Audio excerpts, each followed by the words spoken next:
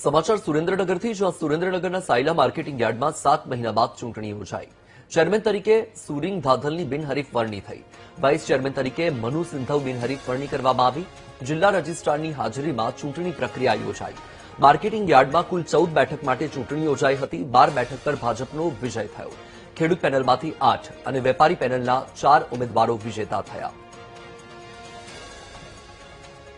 PMC સાયલામાં ચૂંટાયેલા વ્યવસ્થાપક કમિટીઓની પ્રથમ ટર્મ માટેના ચેરમેન અને વાઇસ ચેરમેનની ચૂંટણી માટે આજે પ્રથમ સામાન્ય સભા મળેલી હતી, જેમાં સુરિંગભાઈ નાજભાઈ ધાંધલને સભાપતિ તરીકે બિનહરીફ ચૂંટવામાં આવેલ છે તથા ઉપસભાપતિ તરીકે મનુભાઈ માનસિંહભાઈ સિંધવને બિનહરીફ જાહેર કરવામાં આવેલ છે।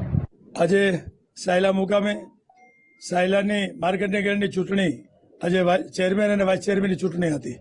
ભારતીય જનતા પાર્ટીના મેન્ડેટ ઉપર અમે આ ચૂંટણી લડ્યા હતા અને બધાના સહકારથી અમારા બંને ચેરમેન અને વાઇસ ચેરમેન બિનહરીફ થયા છે।